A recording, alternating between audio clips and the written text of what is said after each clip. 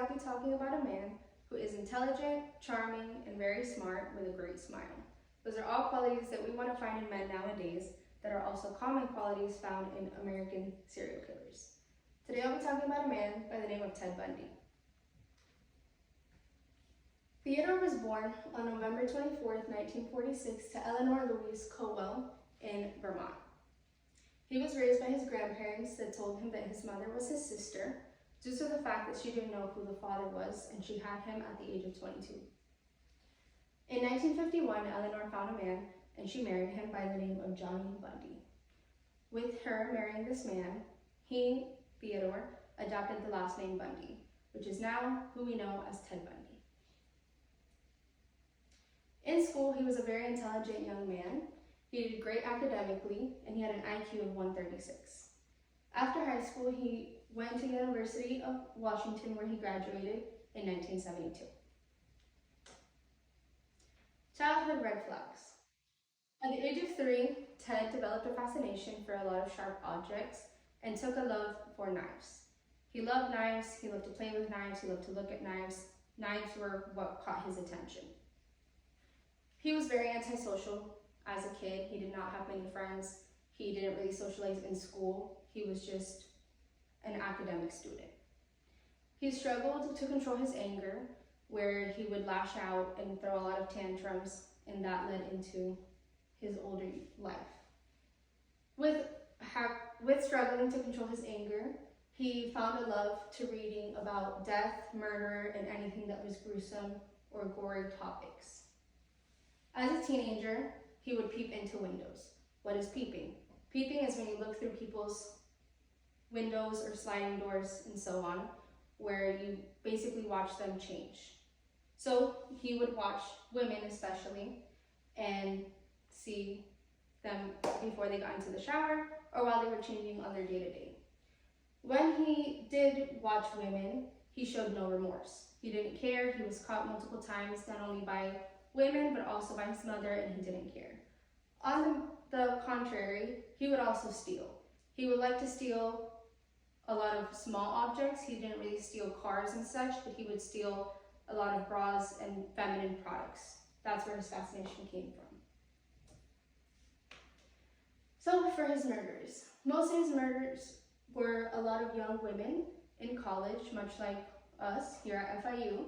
All the women that he murdered had the same appearance. They were all young, from the ages of 21 to 25. They had dark hair, usually parted by the middle, and that were conventionally considered as attractive.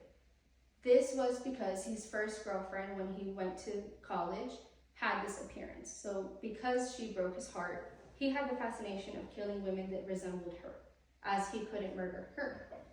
He has confessed to killing 36 women, but it possibly could be up to 100. Not everyone was identified, unfortunately, and there was only certain parts that were found, such as kneecaps or their heads in some situations. The way that he would kidnap his victims would be that he would fake having an injury and usually be approached by women on the side of the street. He would use his beetle Volkswagen, which is presented here, and here you would see that he didn't have a passenger seat. He didn't have a passenger seat so that when women would approach him to help him, as he was an injured man, he would be able to pull them in, hit them with a crowbar that he had to his side, and ultimately lower them into the car. When he was caught on August 16, 1975, by a highway patrol officer that noticed that the car was similar to the one that was resembled by a kidnapping. When he approached his vehicle, he saw that Ted Bundy was there outside of a house at 3 in the morning. This was a little bit suspicious, obviously. Ted sped off, frightened, and the officer followed him. When Theodore was stopped, the officer asked him what he was doing, and Ted said that he was watching the movie A Towering Inferno, and the officer knew that this movie was not playing. With this not making sense, he automatically decided to ask Theodore to step out of the vehicle so he could ask him questions and search the car. What he found in the car were possible murder weapons. He found a crowbar, like he would use to murder the to lure the women. He found a mask that he made out of pantyhose, and he found a meat cleaver. This led to him being arrested and opening an investigation. He was charged for suspicion of a kidnapping, as the woman that, from the news, she was able to identify him, which led him to get arrested and go into a county jail. While he was in this county jail, he lost a lot of weight and he was able to make a hole through the ceiling to escape. After his escape, he was caught and brought back. Because he was so charming and intelligent and handsome, like I mentioned previously, he was able to represent himself in the court of law. With his education and his background, it's made him seem like he was logical enough to be able to represent himself when it came to his own case, which this was unheard of until the case of Ted Bundy. During his time in jail, during his time in jail, he was able to go to the law library, which is where he planned his second escape. While he was in the library, he was able to learn to read and write even more, go over his own case files, and basically just gain the intelligence to know what to say to the judge. And with this, the judge allowed him to be in the law building by himself, which is where he did his second escape. He literally just jumped out of the window. This led him to be caught 6 days after, and this time, he broke into a school in Florida, known as FSU, as most of you guys know, and he assaulted 2 girls and killed them within an hour.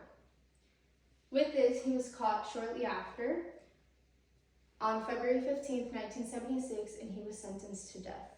He was sentenced to death because they didn't have enough evidence prior to sentence him to death. They only gave him a life sentence, but with him leaving and killing 2 more girls, they were able to match his teeth to the teeth markings that were left on their thighs. So that is who Ted Bundy is. Thank you so much for coming, and I hope to see you guys again.